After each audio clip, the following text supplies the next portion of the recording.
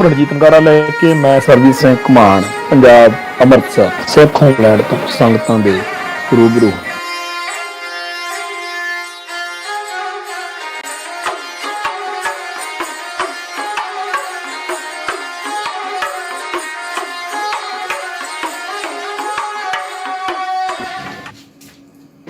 Programme Ranjit नगारा देख रहे सारे दर्शकों ਨੂੰ मैं सरजीत सिंह घुमान फतेह अर्ज करदा हाँ जी। वाहिगुरू जी का खालसा वाहिगुरू जी की फतेह।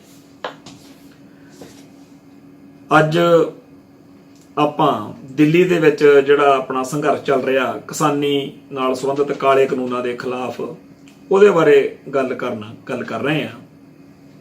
ਇਹ ਸੰਘਰਸ਼ ਇਹਦਾ ਜਿੰਨੀ ਵੀ ਇਹਦੀ ਤਾਕਤ ਆ, ਜਿੰਨਾ ਵੀ ਇਹਦੇ ਵਿੱਚ ਲੋਕਾਂ ਦੀ ਸ਼ਮੂਲੀਅਤ ਆ, ਉਹ ਚ ਸਭ ਤੋਂ ਵੱਡਾ ਜਿਹੜਾ ਯੋਗਦਾਨ ਆ ਉਹ ਸਿੱਖਾਂ ਦਾ।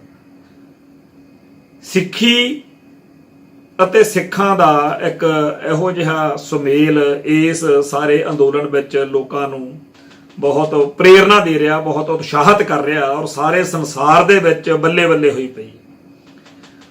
ਇਹ ਗੱਲ ਵੀ ਸਹੀ ਮੰਨਣ ਤੋਂ ਇਨਕਾਰੀ ਨਹੀਂ ਹੈਗੇ ਕਿ ਬੇਸ਼ੱਕ ਜਿਹੜੀ ਅਗਵਾਈ ਆ ਉਹ ਕਾਮਰੇਡੀ ਖਿਆਲਾਂ ਵਾਲੀਆਂ ਕਿਸਾਨ ਯੂਨੀਅਨਾਂ ਨੇ ਕੀਤੀ ਆ ਤੇ ਸਾਰੇ ਭਾਰਤ ਦੇ ਵਿੱਚੋਂ ਜਿਹੜੇ ਲੋਕ ਚੱਲ ਕੇ ਆਉਂਦੇ ਆ ਉਹਨਾਂ ਨੂੰ ਇਹਨਾਂ ਦੀਆਂ ਪੱਗਾਂ ਜਿਹੜੀਆਂ ਹਰੀਆਂ ਨੇ ਉਹ ਇਹ ਨਹੀਂ ਸਮਝਾ ਸਕਦੀਆਂ ਕਿ ਇਹ ਕਾਮਰੇਡ ਨੇ। ਲੋਕਾਂ ਨੂੰ ਇਹੀ ਲੱਗਦਾ ਕਿ ਇਹ ਪੱਗਾਂ ਦਾੜੇ ਵਾਲੇ ਸਾਰੇ ਸਿੱਖ ਹੀ ਹੁੰਦੇ ਆ ਤੇ ਜਿਹੜਾ ਵੀ ਬੰਦਾ ਸਟੇਜ ਤੇ ਦੂਜੀਆਂ ਸਟੇਟਾਂ ਤੋਂ ਆ ਕੇ ਬੋਲਦਾ ਹੈ ਉਹ ਇਹੀ ਸਮਝਦਾ ਹੈਗਾ ਕਿ ਮੈਂ ਸਿੱਖਾਂ ਦੀ ਸਟੇਜ ਤੇ ਆਇਆ ਤੇ ਉਹ ਵਾਹਿਗੁਰੂ ਜੀ ਕਾ ਖਾਲਸਾ ਵਾਹਿਗੁਰੂ ਜੀ ਕੀ ਫਤਿਹ ਕਹਿੰਦਾ।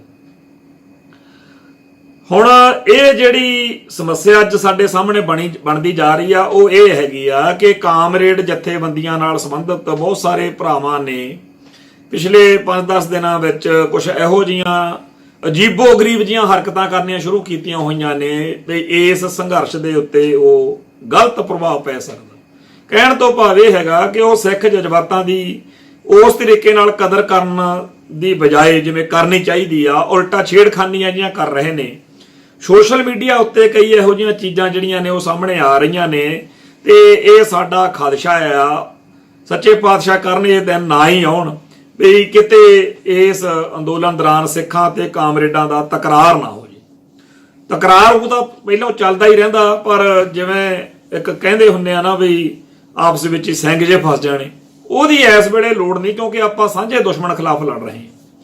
ਦੋਨਾਂ ਧਿਰਾਂ ਨੂੰ ਇਸ ਗੱਲ ਦਾ ਅਹਿਸਾਸ ਹੋਣਾ ਚਾਹੀਦਾ ਤੇ ਸਿੱਖਾਂ ਨੂੰ ਤਾਂ ਹੈ ਵੀ। ਅਸੀਂ ਤਾਂ ਕੋਈ ਸਿੱਖ ਦੇਖਿਆ ਨਹੀਂ ਜਿਹੜਾ ਬਿਨਾਂ ਗੱਲ ਤੋਂ ਕਾਮਰੇਡਾਂ ਨੂੰ ਜਾਂ ਕਾਮਰੇਡੀ ਖਿਆਲ ਵਾਲੀਆਂ ਧਿਰਾਂ ਨੂੰ ਐਵੇਂ ਬੋਲਦਾ ਫਿਰਦਾ ਹੋਵੇ, ਪਰ ਕਾਮਰੇਡ ਭਾਈਚਾਰੇ ਵਾਲੇ ਹਟਦੇ ਨਹੀਂ ਤੇ ਕੋਈ ਨਾ ਕੋਈ ਸਿੰਘ ਜਿਹਾ ਫਸਾਈ ਰੱਖਦੇ ਆ, ਕੋਈ ਨਾ ਕੋਈ ਛੀਛਾ ਲੀਦਰ ਜੀ ਕਰੀ ਜਾਣੀ। ਹੁਣ ਸਿੱਖਾਂ ਨੂੰ ਤਾਂ ਆਪਦੇ ਇਤਿਹਾਸ ਵਿੱਚ ਸੈਂਕੜੇ ਇਹੋ ਜਿਹੇ ਮੌਕੇ ਮਿਲੇ ਆ ਜਦੋਂ ਘੋਰ ਵਿਰੋਧੀ ਨਾਲ ਵੀ ਮਿਲ ਕੇ ਚੱਲਣ ਦੀ ਲੋੜ ਮਹਿਸੂਸ ਹੋਈ ਹੈ।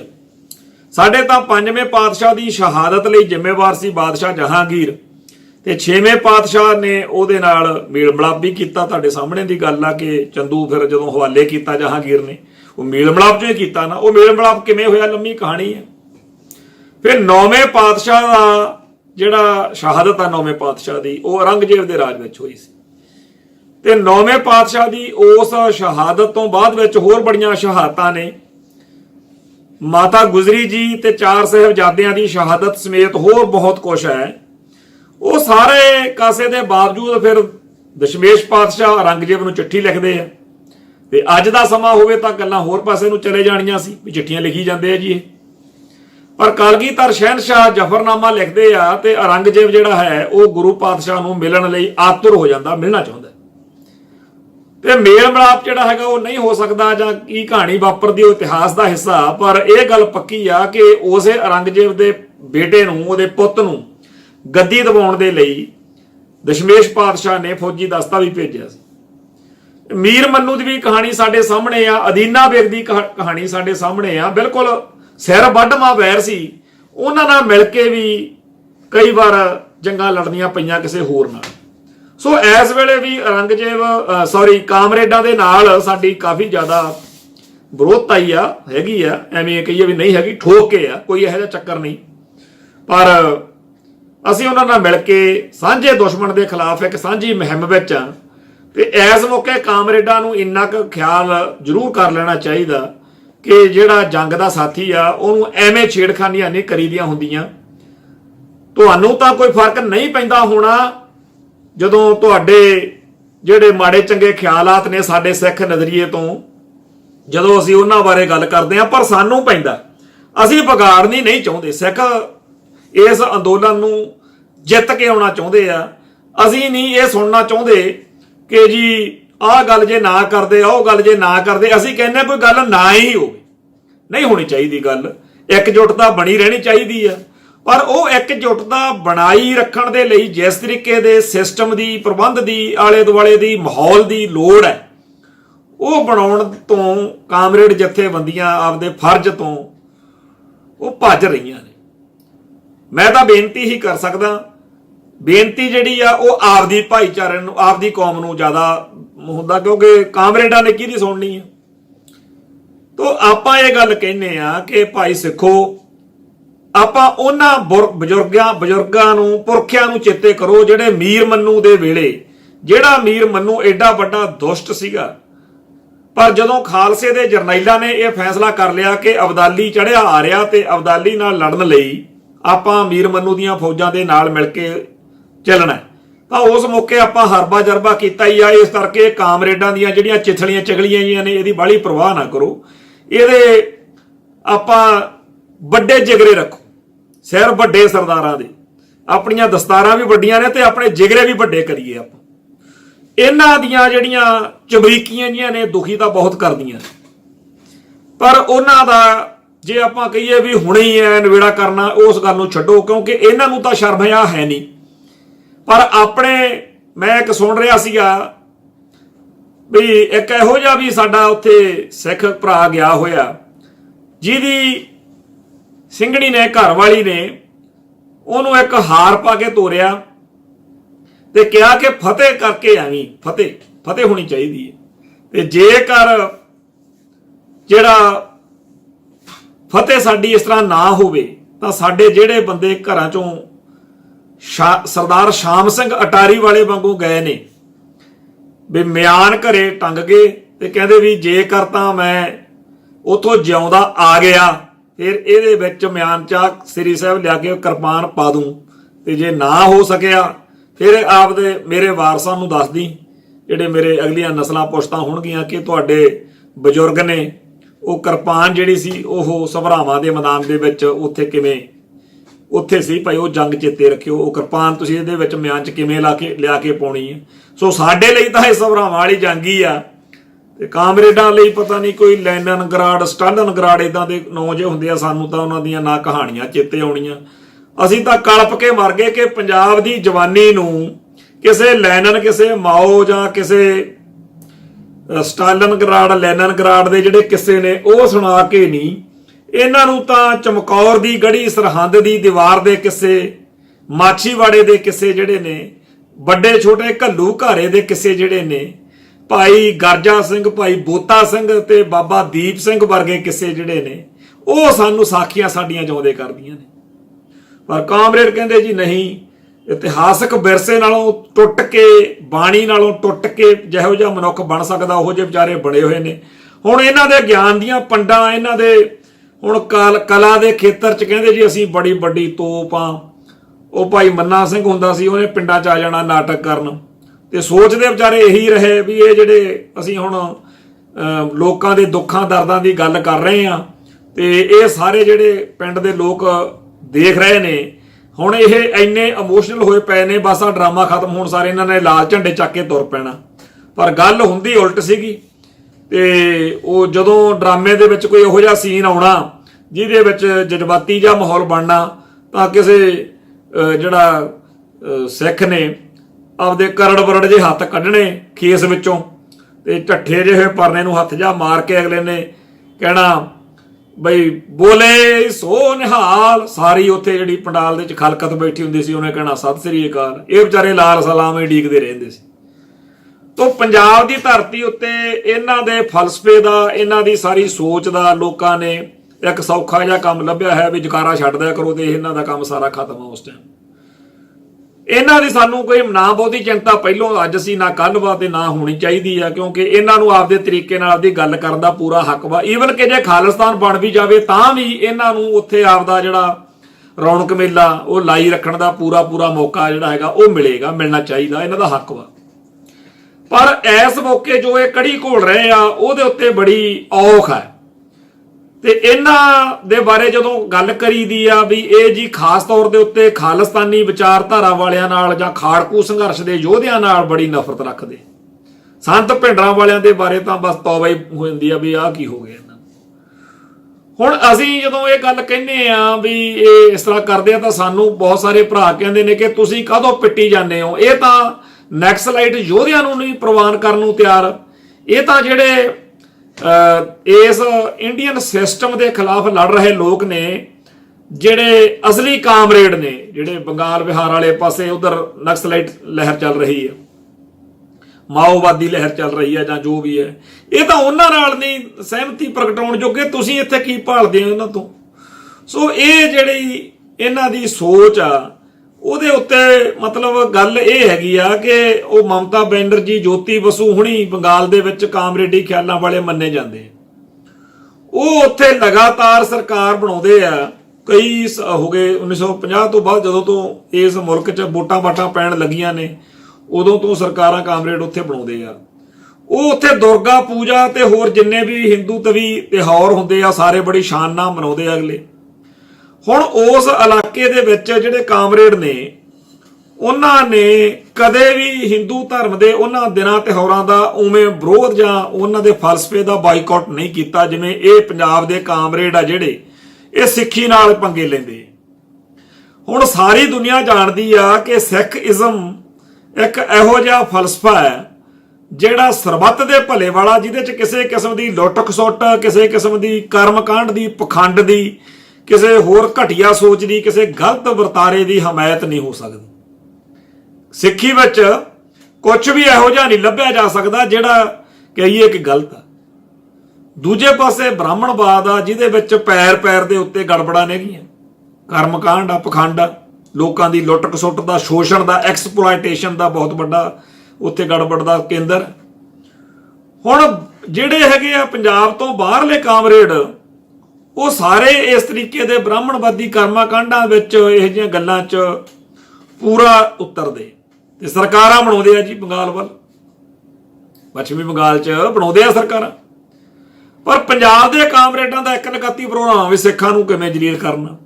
ਚਲੋ ਅੱਗਾ ਪਿੱਛਾ ਕਿਸੇ ਬੰਦੇ ਨਾਲ ਆਪਾਂ ਗੱਲ ਹੋ ਜਾਂਦੀ ਆ, ਪਰ ਆਹ ਜਿਹੜਾ ਟਾਈਮ ਆ ਇਸ ਮੌਕੇ ਤਾਂ ਆਪਾਂ ਨੂੰ ਉਹ ਮੁੱਦੇ ਚਾਹੀਦੇ ਜਿੱਤੇ ਆਪਾਂ ਇਕੱਠੇ ਰਹਿ ਸਕੀਏ। ਸੋ ਜਿਹੜੇ ਲੋਕ ਕਿਸਾਨ ਮੋਰਚੇ ਦੌਰਾਨ, ਕਿਸਾਨਾਂ ਦੇ ਸੰਘਰਸ਼ ਦੌਰਾਨ ਵੀ ਨਹੀਂ ਹਟਦੇ, ਉਹਨਾਂ ਦੀ ਸਹਿਰਦਤਾ, ਉਹਨਾਂ ਦੇ ਬਾਰੇ ਹੁਣ ਕੀ ਕਹੀਏ। ਪਰ ਆਪਦੀ ਕੌਮ ਨੂੰ ਬੇਨਤੀ ਕਰਦੇ ਆ ਵੀ ਸੱਚੇ ਸੁੱਚੇ ਕਾਮਰੇਡ ਵੀ ਇਹਨਾਂ ਲੋਕਾਂ ਤੋਂ ਦੁਖੀ ਹੈ ਕਿ ਇਹਨਾਂ ਦੀਆਂ ਕਰਤੂਤਾਂ ਕਰਕੇ ਸਾਡਾ ਹਰੇਕ ਨਾਲ ਬੈਰ ਪਿਆ ਹੋਇਆ। ਜਿਹੜੇ ਅਸਲੀ ਕਮਿਊਨਿਜ਼ਮ ਨੂੰ ਪ੍ਰਣਾਏ ਹੋਏ ਕਾਮਰੇਡ ਨੇ ਉਹਨਾਂ ਨੂੰ ਸਿੱਖੀ ਅਤੇ ਸਿੱਖਾਂ ਨਾਲ ਉਹੋ ਜਿਹਾ ਵਿਰੋਧ ਨਹੀਂ ਹੈਗਾ। ਬਹੁਤ ਸਾਰੇ ਇਹੋ ਜਿਹੇ ਸਾਡੇ ਕੋਲ ਇਤਿਹਾਸਕ ਘਟਨਾਵਾਂ ਦੇ ਚਰਚੇ ਅਸੀਂ ਕਰ ਸਕਦੇ ਹਾਂ। ਸਰਦਾਰ ਕਪੂਰ ਸਿੰਘ ਸਾਡੀ ਕੌਮ ਦੇ ਇੱਕ ਇਹੋ ਜਿਹੇ ਚਿੰਤਕ ਸੀ ਜਿਹੜੇ ਕਹਿੰਦੇ ਹੁੰਦੇ ਸੀ ਵੀ ਸੰਤ ਸਿੰਘ ਸੇਖੋਂ ਬੜਾ ਜਹੀਨ ਬੰਦਾ ਸੀ, ਪਰ ਇਹਨੇ ਕਾਮਰੇਡ ਪੁਣੇ ਦੀ ਲੱਤ ਲੋਕਾਂ ਨੂੰ, ਸਾਡੇ ਨੌਜਵਾਨਾਂ ਨੂੰ ਉਦੋਂ ਲਾਈ ਜਦੋਂ ਸਾਡੀ ਕੌਮ ਨੂੰ ਬੜੀ ਭਾਰੀ ਲੋੜ ਸੀਗੀ। ਅਸੀਂ ਆਪਦੀ ਕੌਮੀ ਘਾੜਤ ਘੜਨੀ ਸੀ, ਆਪਦੀ ਹੋਂਦ ਹਸਤੀ ਦਾ, ਆਇਡੈਂਟੀਟੀ ਦਾ ਅਸੀਂ ਪ੍ਰਗਟਾਵਾ ਕਰਨਾ ਸੀ। ਸੋ 1960-70 ਦੇ ਦਹਾਕੇ ਦੇ ਵਿੱਚ ਕਾਮਰੇਡੀ ਵਾਲੇ ਪਾਸੇ ਸੇਖੋਂ ਨੇ ਲੋਕਾਂ ਨੂੰ, ਨੌਜਵਾਨਾਂ ਨੂੰ ਤੋੜ ਕੇ ਬੜਾ ਮਾੜਾ ਕੀਤਾ। ਇਦਾਂ ਦੇ ਖਿਆਲ ਸਾਡੇ ਸਰਦਾਰ ਕਪੂਰ ਸਿੰਘ ਜੀ ਦੇ ਹੁੰਦੇ ਸੀ। ਪਰ ਉਹ ਸੰਤ ਸਿੰਘ ਸੇਖੋਂ ਬਾਰੇ ਇਹ ਵੀ ਸਾਨੂੰ ਪਤਾ ਹੈ ਕਿ ਉਹਨੇ ਪੱਗ ਦਾੜਾ ਨਹੀਂ ਸੀ ਲਾਇਆ ਤੇ ਸਿੱਖ ਸਰੋਕਾਰਾਂ ਦੇ ਨੇੜੇ ਰਿਹਾ। ਇੱਥੋਂ ਤੱਕ ਵੀ ਜਦੋਂ ਉਹ 1984 ਦੇ ਦਰਬਾਰ ਸਾਹਿਬ ਦੇ ਹਮਲੇ ਵਾਲੀ ਰਾਤ ਉਹ ਰੋਂਦਾ ਸੀ, ਸਿਸਕੀਆਂ ਉਹਦੀਆਂ ਜਿਹੜੀਆਂ ਸੀਗੀਆਂ, ਉਹਦੀ ਦਾਸਤਾਨ ਸਾਰੇ ਜਾਣਦੇ ਆ। ਹੋਰ ਬੜੇ ਇਸ ਤਰੀਕੇ ਦੇ ਕਾਮਰੇਡਾਂ ਬਾਰੇ ਅਸੀਂ ਜਾਣਦੇ ਆ ਜਿਨ੍ਹਾਂ ਦੇ ਅੰਦਰ ਆਪਦੇ ਪਰਿਵਾਰ ਦੇ ਧਰਮ ਬਾਰੇ, ਲੋਕਾਂ ਬਾਰੇ, ਸਿੱਖਇਜ਼ਮ ਬਾਰੇ ਬੜੇ ਚੰਗੇ ਵਿਚਾਰ ਸੀਗੇ। ਹੁਣ ਜਿਹੜਾ ਇਹ ਕਾਮਰੇਡ ਅੱਜ ਸਾਡੇ ਪੱਲੇ ਪਿਆ ਹੋਇਆ, ਇਹ ਤਾਂ ਸਿੱਖੀ ਅਤੇ ਸਿੱਖਾਂ ਦੇ ਦੁਸ਼ਮਣ ਵਾਂਗੂ ਕੰਮ ਕਰਦਾ। ਤੇ ਉਹਨਾਂ ਦੀਆਂ ਜਦੋਂ ਅਸੀਂ ਗੱਲਾਂ ਬਾਤਾਂ ਸਾਨੂੰ ਕਿਹਾ ਬਰਦਾਸ਼ਤ ਕਰੋ। ਹੁਣ ਡੁੱਬੀ ਤਾਂ ਜੇ ਸਾਹ ਨਾ ਆਇਆ, ਅਸਲੀ ਤਾਂ ਪੁਆੜਾ ਪਾਇਆ ਸਾਡੇ ਲਈ ਇਹ ਅਕਾਲੀਆਂ ਨੇ। ਪਹਿਲਾਂ ਜਿਹੜੇ ਬੀਤੇ ਸਮੇਂ ਦੇ ਵਿੱਚ ਕਿਸਾਨੀ ਦੇ ਮੁੱਦੇ ਹੁੰਦੇ ਸੀ, ਉਹ ਅਕਾਲੀ ਦਲ ਚੱਕਦਾ ਹੁੰਦਾ ਸੀ। ਮੈਂ ਇੱਥੇ ਆਨੰਦਪੁਰ ਦੇ ਮਤਾ ਜਿਹੜਾ ਹੈ ਉਹਦਾ ਕੁਝ ਹਿੱਸਾ ਜਿਹੜਾ ਉਹ ਪੜ੍ਹ ਕੇ ਸੁਣਾਉਣਾ ਚੰਗਾ ਸਮਝਦਾ। ਇਹ ਜਿਹੜੀ ਵਰਕਿੰਗ ਕਮੇਟੀ ਨੇ 17 ਅਕਤੂਬਰ 1973 ਨੂੰ ਆਨੰਦਪੁਰ ਸਾਹਿਬ ਵਿਖੇ ਮਤਾ ਪਾਸ ਕੀਤਾ ਸੀਗਾ। ਉਹਦੇ ਵਿੱਚ ਆਰਥਿਕ ਪਾਲਿਸੀ ਦੇ ਤੌਰ ਤੇ ਖੇਤੀਬਾੜੀ ਖੇਤਰ ਬਾਰੇ ਲਿਖਿਆ ਸੀਗਾ ਕਿ ਸਾਡੇ ਦੇਸ਼ ਵਿੱਚ ਖੇਤੀਬਾੜੀ ਦੇ ਖੇਤਰ ਵਿੱਚ ਇੱਕ ਪਾਸੇ ਤਾਂ ਬਹੁਤ ਸਾਰੇ ਭੂ ਸੁਧਾਰ ਹੋਂਦ ਵਿੱਚ ਆਏ ਨੇ ਤੇ ਦੂਜੇ ਪਾਸੇ ਹਰੀ ਕ੍ਰਾਂਤੀ ਦਾ ਇੱਕ ਨਵਾਂ ਦੌਰ। ਇੱਕ ਹੱਥ ਅਕਾਲੀ ਦਲ ਹਰੀ ਕ੍ਰਾਂਤੀ ਵਿੱਚ ਵਾਧੇ ਦੀ ਪ੍ਰਤੀਗਿਆ ਕਰਦਾ ਹੈ ਤੇ ਦੂਸਰੇ ਹੱਥ ਪ੍ਰਣ ਕਰਦਾ ਹੈ ਕਿ ਖੇਤੀਬਾੜੀ ਦੀ ਉਪਜ ਵਿੱਚ ਵਾਧਾ ਹੋਵੇ। ਪੇਂਡੂ ਆਬਾਦੀ ਦੇ ਸਾਰੇ ਵਰਗਾਂ, ਖਾਸ ਤੌਰ ਤੇ ਮੱਧ ਸ਼੍ਰੇਣੀ ਦੇ ਕਿਸਾਨਾਂ ਅਤੇ ਗਰੀਬਾਂ ਤੇ ਭੂ ਰਹਿਤ ਮੁਜਾਰਿਆਂ ਦੀ ਰਹਿਣੀ ਦੇ ਮਿਆਰ ਵਿੱਚ ਸੁਧਾਰ ਯਕੀਨੀ ਲਿਆਵੇ। ਇਸ ਨਿਸ਼ਾਨੇ ਦੀ ਪ੍ਰਾਪਤੀ ਲਈ ਅਕਾਲੀ ਦਲ ਨਿਮਨ ਲਿਖਤ ਤਜਵੀਜ਼ਾਂ ਨੂੰ ਅਪਣਾਉਣ ਦਾ ਸੰਕਲਪ ਰੱਖਦਾ ਹੈ। ਗਰੀਬ ਅਤੇ ਅਮੀਰ ਵਿਚਲੇ ਫਰਕ ਨੂੰ ਖਤਮ ਕਰਨ ਲਈ ਤੇ ਖੇਤੀਬਾੜੀ ਦੀ ਉਪਜ ਵਧਾਉਣ ਲਈ ਭੂ ਸੁਧਾਰਾਂ ਨੂੰ ਸ਼ੁਰੂ ਕਰਨਾ, ਭੂ ਹੱਦਬੰਦੀ ਬਾਰੇ ਅਜੋਕੀ ਵਿਧਾਨਕਾਰੀ ਉੱਤੇ ਪੁਨਰ ਵਿਚਾਰ ਕੀਤਾ ਜਾਵੇਗਾ ਤੇ ਹੱਦਬੰਦੀ ਨੂੰ 30 ਸਟੈਂਡਰਡ ਏਕੜ ਫੀ ਪਰਿਵਾਰ ਦੇ ਲਿਹਾਜ਼ ਨਾਲ ਪੱਕਾ ਨਿਯਤ ਕੀਤਾ ਜਾਵੇ। ਉੱਪਰ ਬਾਕੀ ਸਾਰੀਆਂ ਸਾਲਸੀਆਂ ਨੂੰ ਖਤਮ ਕਰ ਦਿੱਤਾ ਜਾਵੇਗਾ ਤੇ ਅਸਲ ਵਾਕਾਂ ਨੂੰ ਭੌਂਦਾਰੀ ਦੀ ਪਰਪੱਕਤਾ ਦਿੱਤੀ ਜਾਵੇਗੀ। ਭੌਂ ਰਹਿਤ ਮੁਜਾਰਿਆਂ ਅਤੇ ਗਰੀਬ ਕਿਸਾਨਾਂ ਨੂੰ ਵਾਧੂ ਭੌਂ ਉੱਤੇ ਵਸਾਇਆ ਜਾਵੇਗਾ ਤੇ ਵਿਹਲੀ ਸਰਕਾਰੀ ਤੇ ਵਾਹੀਯੋਗ ਭੌਂ ਨੂੰ ਭੌਂ ਰਹਿਤ ਲੋਕਾਂ ਵਿੱਚ, ਖਾਸ ਤੌਰ ਤੇ ਅਣਸੂਚਿਤ ਜਾਤੀਆਂ ਤੇ ਅਣਸੂਚਿਤ ਕਬੀਲਿਆਂ ਦੇ ਲੋਕਾਂ 'ਚ ਵੰਡ ਦਿੱਤਾ ਜਾਵੇਗਾ। ਇਹਨਾਂ ਜ਼ਮੀਨਾਂ ਨੂੰ ਵੰਡਣ ਦੀ ਯੋਜਨਾ ਇਸ ਤਰੀਕੇ ਨਾਲ ਬਣਾਈ ਜਾਵੇਗੀ ਕਿ ਹਰੀਜਨ ਅਤੇ ਭੌਂ ਰਹਿਤ ਲੋਕਾਂ ਨੂੰ ਇਸ ਤੋਂ ਲਾਭ ਪਹੁੰਚੇ। ਇਸ ਦੇ ਨਾਲ ਨਾਲ ਅਕਾਲੀ ਦਲ ਇਹ ਵੀ ਵਿਚਾਰੇਗਾ ਕਿ ਮੁਜਾਰਿਆਂ ਨੂੰ ਕਿਵੇਂ ਕਰਜ਼ਾ ਲੈਣ ਲਈ ਉਹਨਾਂ ਨੂੰ ਭੌਂ ਗਹਿਣੇ ਰੱਖਣ ਦਾ ਹੱਕ ਦਿੱਤਾ ਜਾਵੇ।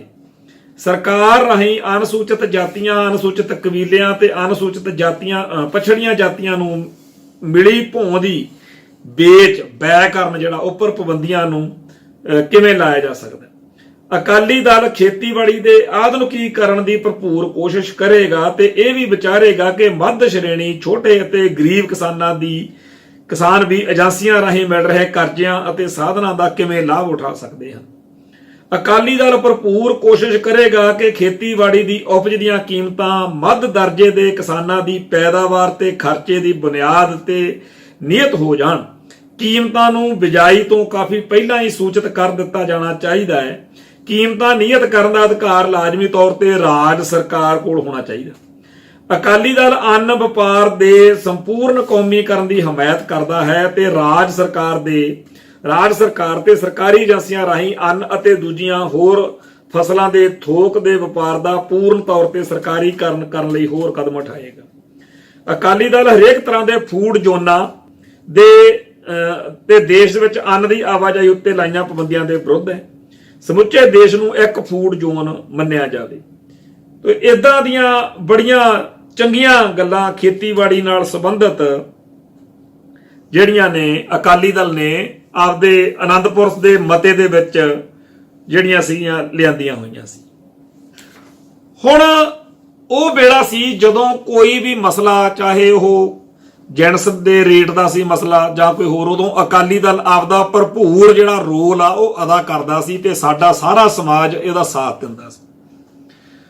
ਪਰ ਵਿੱਚ ਵਿਚਾਲੇ ਡੋਬਾ ਦੇਣ ਵਾਲੀ ਗੱਲ ਵੀ ਅਕਾਲੀ ਦਲ ਨੇ ਆਪਦੀ ਤਰਜੀਹ ਬਦਲ ਲਈ ਤੇ ਉਹਨੇ ਕਿਸਾਨੀ ਦੇ ਇਹਨਾਂ ਮੁੱਦਿਆਂ ਤੋਂ ਬਿਲਕੁਲ ਤੌਬਾ ਕਰ ਲਈ ਤੇ ਪਾਸੇ ਹੋ ਕੇ ਬਹਿ ਗਏ। ਖਾਸ ਤੌਰ ਦੇ ਉੱਤੇ ਜਿਹੜਾ 1994 ਦੇ ਵਿੱਚ ਜਦੋਂ ਮੋਗੇ ਕਾਨਫਰੰਸ ਕੀਤੀ ਹੈ ਇਹਨਾਂ ਨੇ, ਮੋਗੇ ਕਾਨਫਰੰਸ ਮੌਕੇ ਜਿਹੜਾ 24 ਜੁਲਾਈ ਨੂੰ ਬਾਦਲ ਧੜੇ ਨੇ ਬਾਦਲ ਦਲ ਬਣਾਇਆ, ਜਿਹਨੂੰ ਸ਼੍ਰੋਮਣੀ ਅਕਾਲੀ ਦਲ ਕਿਹਾ ਇਹਨਾਂ ਨੇ, ਸ਼੍ਰੋਮਣੀ ਅਕਾਲੀ ਦਲ ਬਾਦਲ, ਉਹਦੇ ਵਿੱਚ ਇਹ ਕਹਿਤਾ ਵੀ ਆਪਾਂ ਇਹਨੂੰ ਇੱਕ ਪੰਜਾਬੀ ਪਾਰਟੀ ਦੇ ਰੂਪ ਦੇ ਵਿੱਚ ਅਕਾਲੀ ਦਲ ਬਣਾਉਣਾ। ਤੇ ਇਹ ਅਕਾਲੀ ਦਲ ਜਿਹੜਾ ਸੀ ਇਹਨੇ ਅੱਜ ਵਾਲੇ ਹਾਲਾਤ ਪੈਦਾ ਕੀਤੇ ਹੈ ਕਿ ਅੱਜ ਪੰਜਾਬ ਦੇ ਲੋਕਾਂ ਨੂੰ, ਸਿੱਖਾਂ ਨੂੰ ਕਾਮਰੇਡਾਂ ਦੀਆਂ ਜਥੇਬੰਦੀਆਂ ਦੇ ਅਧੀਨ ਚੱਲ ਕੇ ਉੱਥੇ ਉਸ ਮੋਰਚੇ ਦਾ ਹਿੱਸਾ ਬਣਨਾ ਪੈ ਰਿਹਾ ਜਿੱਥੇ ਸਿੱਖ ਜਜ਼ਬਾਤਾਂ ਦੀ ਹੇਠੀ ਹੋ ਰਹੀ ਹੈ। ਜੇ ਕਿਤੇ ਸ਼੍ਰੋਮਣੀ ਅਕਾਲੀ ਦਲ ਅਸਲ ਸਰੂਪ ਵਿੱਚ ਹੁੰਦਾ ਤੇ ਉਹ ਪੰਥ ਤੇ ਪੰਜਾਬ ਨੂੰ ਪ੍ਰਣਾਇਆ ਹੋਇਆ ਦਲ ਹੁੰਦਾ ਤੇ ਇਹ ਮੋਰਚਾ ਫਿਰ ਅਕਾਲੀ ਦਲ ਨੂੰ ਲਾਉਣਾ ਪੈਣਾ ਸੀ ਤੇ ਅਕਾਲੀ ਦਲ ਦੇ ਇਸ ਮੋਰਚੇ ਦੇ ਵਿੱਚ ਪੰਥਕ ਜਜ਼ਬਾਤਾਂ ਦੀ ਪੂਰੀ ਕਦਰ ਹੋਣੀ ਸੀ। ਪਰ ਉਹ ਕਦਰ ਜੇ ਅੱਜ ਨਹੀਂ ਹੋ ਰਹੀ ਤੇ ਜਿੱਥੇ ਹੋਰ ਬਹੁਤ ਸਾਰੇ ਕਾਰਨ ਜ਼ਿੰਮੇਵਾਰ ਨੇ, ਉੱਥੇ ਇਹ ਵੀ ਆ ਕਿ ਅਕਾਲੀ ਦਲ ਨੇ ਇਹ ਹਾਲਾਤ ਪੈਦਾ ਕੀਤੇ। ਸੋ ਇਸ ਗੱਲ ਬਾਰੇ ਆਨੰਦਪੁਰ ਦਾ ਮਤਾ ਮੈਂ ਤਾਂ ਪੜ੍ਹਿਆ ਕਿ ਇਹੋ ਜਿਹੇ ਬੜੇ ਮਤੇ ਪਾਸ ਕੀਤੇ ਗਏ, ਬੜੇ ਮੋਰਚੇ ਲਾਏ ਗਏ, ਬੜੀਆਂ ਗੱਲਾਂ ਹੋਈਆਂ ਕਿ ਕਿਸਾਨੀ ਦੇ ਨਾਲ ਸੰਬੰਧਿਤ, ਔਰ ਇਹ ਹੱਕ ਵੀ ਬਣਦਾ ਸੀ ਕਿਉਂਕਿ ਪੰਜਾਬ ਦੇ ਵਿੱਚ ਸਾਰੀ ਜਿਹੜੀ ਕਿਸਾਨੀ ਆ ਉਹ ਸਿੱਖ ਵਾ। ਕੋਈ ਬਿਰਲਾ ਵਾਂਝਾ ਹੋਊ, ਮਸਾ 1% ਆਪਾਂ ਕਹਿ ਸਕਦੇ ਹਾਂ, ਬਾਕੀ 99% ਪੰਜਾਬ ਦੀ ਕਿਸਾਨੀ ਸਿੱਖ। ਤੇ ਅਕਾਲੀ ਦਲ ਜਿਹੜਾ ਹੈਗਾ ਉਹ ਸਿੱਖ ਥਾਟ ਨਾਲ ਜੁੜੀ ਹੋਈ ਸਿਆਸੀ ਧਿਰ ਸੀਗੀ। ਸੋ ਸਿੱਖਾਂ ਦੇ ਹਿੱਤਾਂ ਦੀ ਰਾਖੀ ਕਰਨ ਦੇ ਲਈ ਅਕਾਲੀ ਦਲ ਨੂੰ ਚਾਹੀਦਾ ਸੀ ਇਸ ਮੋਰਚੇ ਨੂੰ ਅਪਣਾਉਂਦੇ, ਪਰ ਇਹਨਾਂ ਨੇ ਇਹਨੂੰ ਪੰਜਾਬੀ ਪਾਰਟੀ ਬਣਾਤਾ ਤੇ ਪੰਜਾਬੀ ਪਾਰਟੀ ਬਣਾਉਣ ਦੇ ਸਾਰੇ ਸਿਸਟਮ ਨੂੰ ਸਮਝਣ ਦੀ ਲੋੜ ਹੈ। ਮੈਂ ਸਾਰੇ ਸਰੋਤਿਆਂ ਨੂੰ ਬੇਨਤੀ ਕਰਦਾ ਕਿ ਬੜੇ ਸਹਿਜਤਾ ਨਾਲ ਗੱਲ ਨੂੰ ਸਮਝਿਓ ਕਿ 1978 ਤੋਂ ਲੈ ਕੇ 1992-93 ਤੱਕ ਜੋ ਇਸ ਧਰਤੀ ਉੱਤੇ ਵਾਪਰਿਆ ਉਹਦੇ ਵਿੱਚ ਸਭ ਤੋਂ ਖੂੰਜੇ ਲੱਗੀ ਹੋਈ ਧਿਰ ਜਿਹੜੀ ਸੀ ਉਹ ਬਾਦਲ ਦਲ ਵਾਲੀ ਸੀ। ਬਰਨਾਲੇ ਵਾਲਿਆਂ ਨੇ ਤਾਂ ਫਿਰ ਵਿੱਚ ਵਿਚਾਲੇ ਆਪਦਾ ਰਾਜ ਭਾਗ ਮੰਨ ਲਿਆ, ਬਾਅਦ ਚ ਬਿਆੰਤਾ ਬੁੱਚੜ ਆ ਗਿਆ।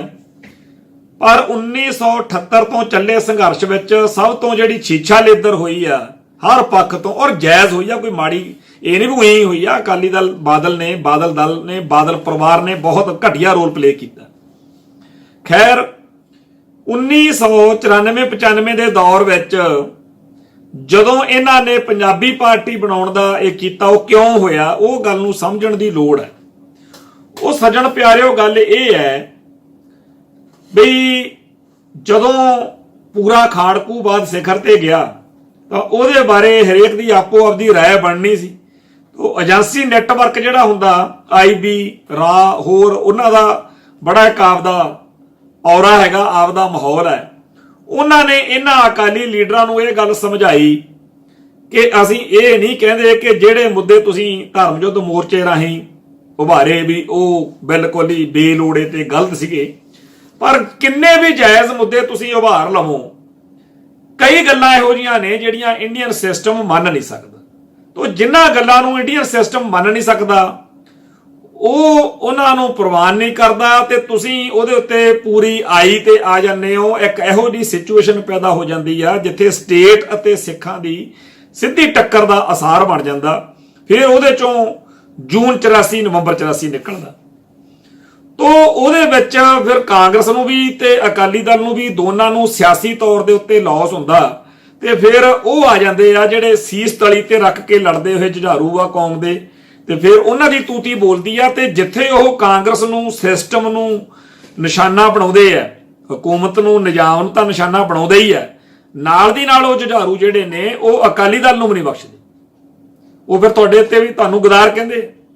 ਸੋ ਇਹ ਸਥਿਤੀ ਕਿਉਂ ਪੈਦਾ ਕਰਨੀ ਆ ਤੁਸੀਂ ਜਿਹਦੇ ਵਿੱਚ ਸਿੱਖਾਂ ਦੇ ਧੀਆਂ ਪੁੱਤ ਨੌਜਵਾਨ ਯੋਧੇ ਬਣ ਕੇ ਮੈਦਾਨ 'ਚ ਆ ਜਾਣ, ਉਹ ਸਿਸਟਮ ਦੇ ਵੀ ਦੁਸ਼ਮਣ ਬਣ ਜਾਣ ਤੇ ਤੁਹਾਡੇ ਵੀ ਦੁਸ਼ਮਣ ਬਣ ਜਾਣ, ਤੇ ਤੁਸੀਂ ਇਹਦੀ ਬਜਾਏ ਇੱਕ ਨਵਾਂ ਰਾਹ ਫੜੋ ਕਿ ਤੁਸੀਂ ਇਹ ਗੱਲ ਚੰਗੀ ਤਰ੍ਹਾਂ ਸਮਝ ਲਓ ਕਿ ਜੇ ਤੁਹਾਡਾ ਟਕਰਾਅ ਹੁੰਦਾ ਤਾਂ ਉਸ ਟਕਰਾਅ ਵਿੱਚ ਤੁਹਾਡੀ ਗੁੰਜਾਇਸ਼ ਖਤਮ ਹੋ ਜਾਂਦੀ ਹੈ ਤੇ ਤੁਹਾਡਾ ਸਿਆਸੀ ਤੁਸੀਂ ਧਿਰਮੋ।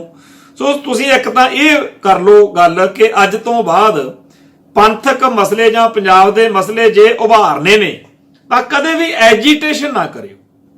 ਹਾਂ, ਤੁਸੀਂ ਮੇਲ ਮਿਲਾਪ ਨਾਲ, ਗੱਲਬਾਤ ਨਾਲ, ਡਾਇਲੌਗ ਦੇ ਨਾਲ ਕੋਈ ਚੀਜ਼, ਆਪਦੀ ਕੌਮ ਦਾ ਮਸਲਾ, ਪੰਜਾਬ ਦਾ ਕੋਈ ਗੱਲ ਕਰ ਲਓ ਹੱਲ ਤਾਂ ਠੀਕ ਆ, ਪਰ ਐਜੀਟੇਸ਼ਨ ਕੋਈ ਮੋਰਚਾ ਲਾਉਣਾ, ਕੋਈ ਲੰਮੀ ਟਕਰਾਅ ਵਾਲੀ ਸਿੱਧਮ ਸਿੱਧੀ ਸਟੇਟ ਨਾਲ ਪੰਗੇ ਵਾਲੀ ਕਹਾਣੀ ਕਰਨੀ, ਉਹ ਤੋਂ ਬਚੋ ਤੁਸੀਂ। ਇਹ ਕਹਿੰਦੇ ਜੀ 7 ਵਚਨ। ਦੂਜਾ ਕਹਿੰਦੇ ਤੁਸੀਂ ਇਹ ਕੰਮ ਕਰਕੇ ਦੇਖੋ, ਤੁਹਾਨੂੰ ਇਹਦੇ ਫਾਇਦੇ ਦੇਖਿਓ ਕਿੰਨੇ ਹੁੰਦੇ। ਉਹਦਾ ਫਾਇਦਾ ਇਹ ਹੋਇਆ ਸੱਜਣ ਪਿਆਰਿਓ ਕਿ 1947 ਤੋਂ ਬਾਅਦ ਸਾਰੇ ਸਮੇਂ ਦੌਰਾਨ ਜਦੋਂ ਵੀ ਕਿਤੇ ਸਰਕਾਰ ਬਣਦੀ ਸੀ ਅਕਾਲੀ ਦਲ ਦੀ, ਤਾਂ 15-20 ਮਹੀਨਿਆਂ ਬਾਅਦ 2-2.5 ਸਾਲਾਂ ਬਾਅਦ ਸਰਕਾਰ ਤੋੜ ਦੇਣੀ। ਕੋਈ ਸਰਕਾਰ ਪੂਰੇ 5 ਸਾਲ ਕੱਟ ਨਾ ਸਕੀ। ਅਖੀਰ ਜਦੋਂ ਇਹਨਾਂ ਨੇ ਆ ਸਾਰਾ ਖਾੜਕੂ ਬਾਅਦ ਵਿੱਚ 1997 ਚ ਸਰਕਾਰ ਬਣੀ, ਉਹ 2002 ਤੱਕ ਪੂਰੇ 5 ਸਾਲ ਕੱਟ ਗਈ। ਫਿਰ ਇਹਨਾਂ ਬਾਦਲ ਪਰਿਵਾਰ ਨੂੰ, ਬਾਦਲ ਸਿੰਡੀਕੇਟ ਨੂੰ ਇਹ ਲੱਗਿਆ ਕਿ ਸਾਨੂੰ ਉਹ ਕੰਮ ਬਿਲਕੁਲ ਜਿਹਦੇ ਚ ਟਕਰਾਅ ਹੁੰਦਾ ਹੋਵੇ ਉਹ ਨਹੀਂ ਕਰਨਾ ਚਾਹੀਦਾ, ਸਾਨੂੰ ਉਹ ਸਾਰਾ ਕੁਝ ਛੱਡ ਦੇਣਾ ਚਾਹੀਦਾ। ਜਦੋਂ ਛੱਡਣ ਵਾਲੇ ਪਾਸੇ ਨੂੰ ਤੁਰੇ, ਫਿਰ ਛੱਡਦੇ ਪੰਥ ਅਤੇ ਪੰਜਾਬ ਦੇ ਸਾਰੇ ਮੁੱਦੇ ਛੱਡਦਿਆਂ ਨੇ ਇੱਕ ਇਹੋ ਜਿਹੀ ਸਥਿਤੀ ਪੈਦਾ ਕਰ ਲਈ ਜਿੱਥੇ ਸਮਾਜ ਦੇ ਉਹ ਸਾਰੇ ਹਿੱਸੇ ਜਿਹੜੇ ਹਮੇਸ਼ਾ ਅਕਾਲੀ ਦਲ ਤੋਂ ਆਸ ਰੱਖਦੇ ਸੀ ਕਿ ਸਾਨੂੰ ਜਦੋਂ ਸਮੱਸਿਆ ਆਊ